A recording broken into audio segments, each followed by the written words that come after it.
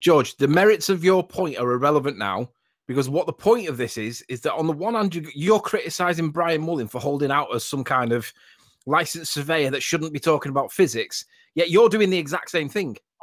There's a difference here. I was talking about fundamentals of physics that any engineer that has gone through undergraduate training should know. Do they not build bridges out of iron anymore, then? This is a more esoteric sort of discussion. This is not a fundamental point of physics. We're talking about how to add vectors, reference frames, like in his planes landing on a spinning ball, episode 1. That was total bollocks. I mean, hold on, why was that? Don't say, it's total nonsense without anything to actually back it up, George. If we've got if we've got a rotating reference frame, right, that is what causes the Coriolis effect. So how can you assert that it's nonsense? Wait, I'm sorry, I was talking at the same time you were. Could you repeat? Yeah, sure. If we have Coriolis effect, we have to have a frame of reference that is separate to the rotating reference frame, i.e. the air is separate to the spinning Earth, correct? But it had nothing to do with Coriolis effect and what he was presenting. The Coriolis effect, by definition, was using the fact that the plane, because of the spinning Earth, would have a sideways vector of several hundred miles an hour, and it would be impossible for the plane to land. Yes, well, I would agree with that on account of the fact that that is by definition what Coriolis effect is caused by. So you have the separate rotating frame of the Earth next to the atmosphere and everything in it, including planes. So why would that be nonsense? That's absolutely... Well, the difference here, Mr. Oakley, is that planes are not in free flight. It is powered flight. You have wings.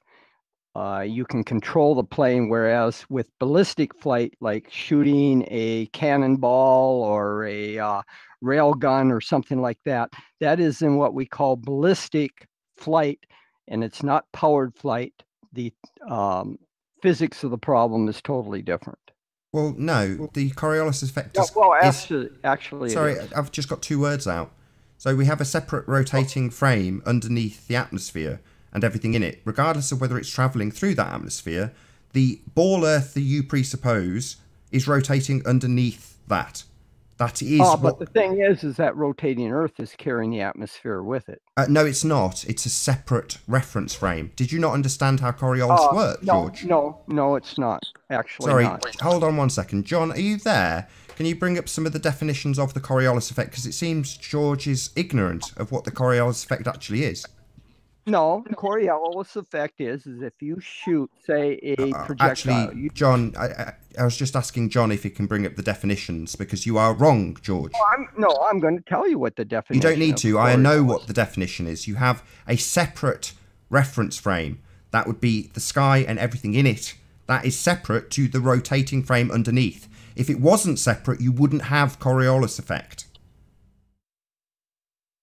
The ballistic... John, I'm waiting for John to speak. Sorry, George. No.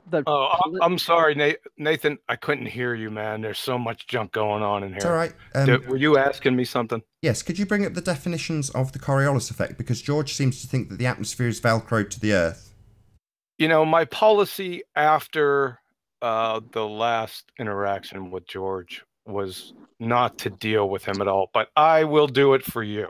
I'm not speaking to the man. You don't have to talk to him. If you can just bring up the definitions so I can point out where George is mistaken, that would be brilliant. Okay. All right, Nathan, hold on a second. To the projectile, it is traveling in a straight line, but relative to the surface of the Earth, with the Earth rotating, to a person standing on the Earth, it appears to be curving, because if you look... Would you like me to read this, Nathan? Yeah, go ahead. So, for the Coriolis effect to exist, you must have, that is, the necessary conditions. Two differing frames of reference. One rotating coordinate system, that's non-inertial, the Earth, and one non-rotating coordinate system, inertial, the atmosphere, and everything in it. From Sigard Douglas, Introduction to Ocean Sciences, 2nd edition, Critical Concept Reminders, the Coriolis effect. when set in motion, freely moving objects, including air, that's atmosphere, and water masses, clouds and water vapor, move in straight paths while the Earth continues to rotate independently. Because freely moving objects are not carried with the Earth as it rotates, they're subject to an apparent deflection called the Coriolis effect. To an observer rotating with the Earth, freely moving objects that travel in a straight line appear to travel in a curved path on the Earth. Is that all you need, Nathan? Yes, that's brilliant. Wait. Leave that up. Thank you. Leave it up.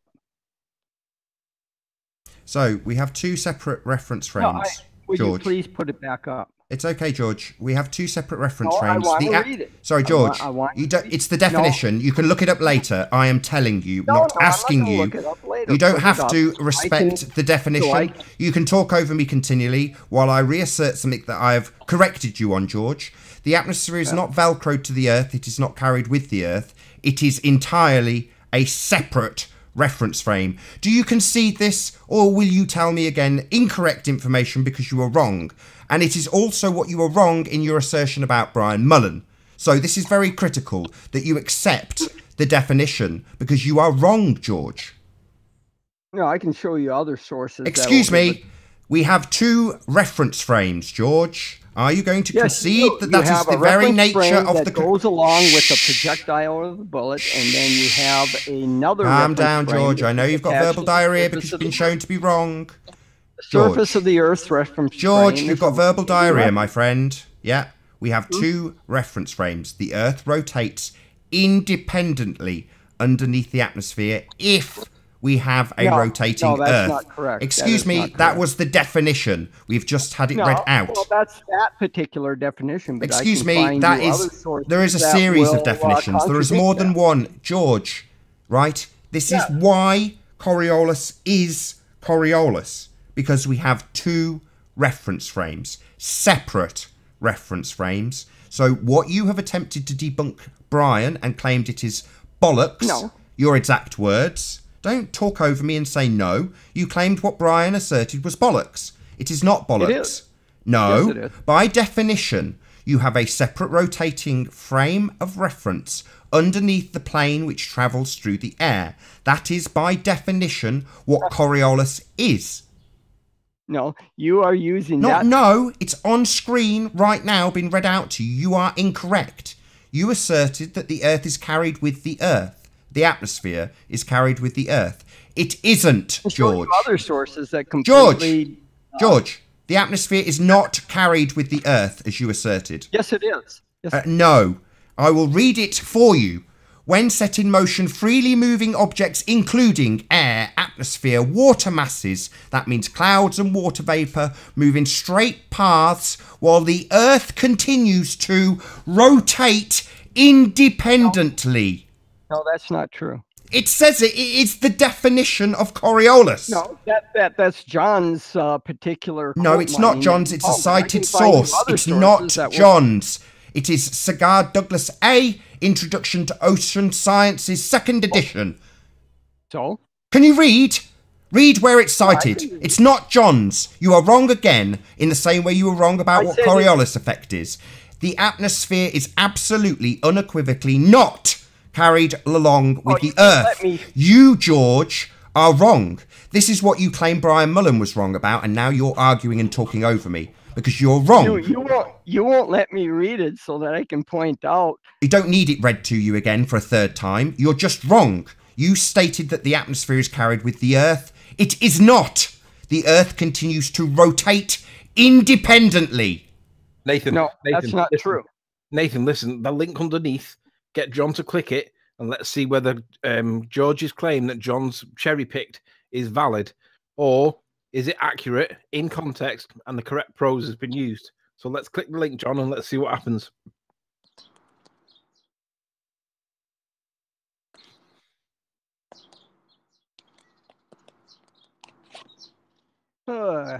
Anyway, that's coming up. Well, that's coming up. I want to address something regarding the... No, you're not going to change this bloody subject. Right? How dare you? You were wrong, George. The Earth does not have an atmosphere carried along with it. Yeah, just a minute. Let's just do it. Not just a minute. You will concede. No, I won't concede. Yes, you are wrong.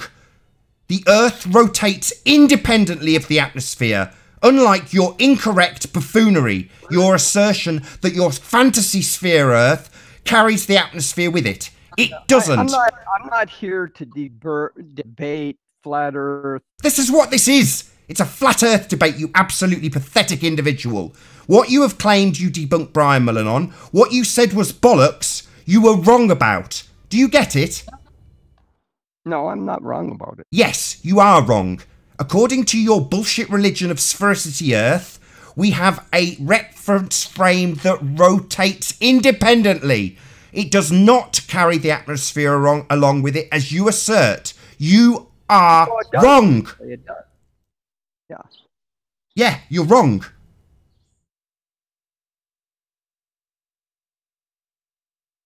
See here, 2 different frames. Why are you muttering?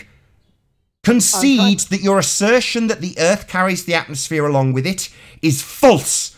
Wrong. Buffoonery. You don't know your own religion. Well, actually, I do. Oh, you know your own religion, do you? Yeah. Well, why have you asserted that on a sphere Earth that rotates, it carries the atmosphere when it states clearly that it rotates independently? I tell you why, because you are wrong. No, I'm not. Tell me how it carries the atmosphere along with it. It's because there is friction between the surface Excuse of the me, Earth that is not what causes Coriolis. Coriolis is having a separate reference frame. Don't tell me about what you believe the Earth does. Excuse me, by definition, you are contradicting the Coriolis effect. The Coriolis effect is real, and it is not the atmosphere being carried along with the reference frame. The principle is very easy to demonstrate. Is you take a bucket of water. I don't need an explanation. I need you to concede that if the Earth is turning, which it isn't, and a sphere, which it isn't, it would have Coriolis effect, as asserted by globehead scientists. If this was the case, you would have a separate reference frame. The Earth turning underneath the atmosphere, planes, and everything in it. Separate, not connected, not being dragged along, separate. Actually not. No, the atmosphere moves along pretty much with the surface of the Earth, and it will carry particles suspended in the atmosphere along with it. Excuse me, that defies the definition of the Coriolis effect, because then you don't have separate reference frames. No, you do have separate reference frames. You have the reference frame of a projectile, which is in its own reference frame, an inertial reference frame, and then you have the rotating reference frame attached to the surface of the Earth. Sorry, if it's attached, it's not separate. Do you know the difference between those two words, George? I didn't say attached. I didn't say... You said attached! Don't bloody lie to me. No, I said the reference frame, rotating reference frame, is attached to the... It's not! You absolute idiot! I didn't say it was attached to the... You did! What kind of double-speaking moron are you? You literally said it 5 seconds ago. There's a reference frame attached to the projectile, and then there's a rotating reference frame attached to the surface of the Earth. It's not attached. You complete idiot. It is separate. That is what Coriolis effect is. Yes. So, oh, finally, we get a concession. So, it is not attached. It is separate. Yes. The two reference frames are independent of one another. So when Brian Mullin asserts that the separate reference frame would travel underneath the aeroplane, he's absolutely correct, because they are separate, not attached reference frames, George. You complete idiot. Okay. Yes, okay. Finally a concession from the complete idiot who has tried to ruin a man's career based on his incorrect understanding of the Coriolis effect. You disgust me. Okay, I disgust. You disgust me. You are wrong about your assertion about Coriolis. You are wrong about your religion about the Earth being a sphere. You are just an idiot.